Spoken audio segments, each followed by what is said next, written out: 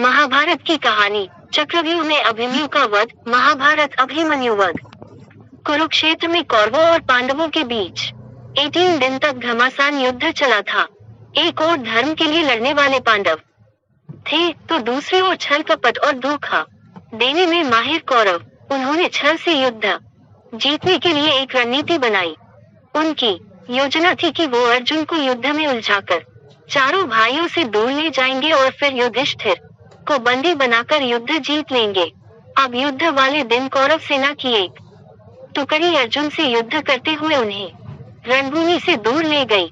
वहीं गुरु द्रोणाचार्य ने युधिष्ठिर को बंदी बनाने के लिए चक्रव्यूह की रचना की, जबकि पांडवों में सिर्फ अर्जुन को पता था कि चक्रव्यूह को कैसे तोड़ना है। अर्जुन के दूर जाते ही गुरु द्रोणाचार्य ने पांडवों को ललकारते हुए कहा कि या तो युद्ध लड़ो या फिर हार मान लो। युद्ध के नियम के अनुसार युद्ध लड़ना जरूरी था। यदि युद्ध न करते तो भी हार जाते और युद्ध करते तो भी हार निश्चित थी। अब धर्मराज युधिष्ठिर को कुछ सूझ नहीं रहा था कि क्या करे और क्या न करे। उसी समय धर्मराज युधिष्ठिर के सामने एक युवक खड़ा हुआ और कहा, काकाश्री, मुझे चक्रव्यूह को तोड़ने और युद्ध करने का आशीर्वाद दीजिए। ये युवक कोई और नहीं बल्कि अर्जुन का पुत्र अभिमन्यु था। अभिमन्यु अभी मात्र 16 वर्ष का ही था, लेकिन सभी जानते थे कि वह युद्ध कौशल में अपने पिता के जैसा ही निपुण है। युधिष्ठिर ने अभिमन्यु को मना किया, लेकिन अभिमन्यु नहीं माना और उसने कहा, मुझे चक्रव्यूह तोड़ना आता है। जब मैं अपनी माँ के गर्भ में था तो पिता ने माँ को चक्रव्यूह तोड़ने का तरीका बताया था। बस तभी मैंने इसे सीख लिया था। मैं आगे रहूंगा और आप सब मेरे पीछे पीछे आइए। हार मानकर युधिष्ठिर ने अभिमन्यु की बात मान ली और सभी युद्ध के लिए तैयार हो गए। सबसे आगे अभिमन्यु था और बाकी सब उसके पीछे।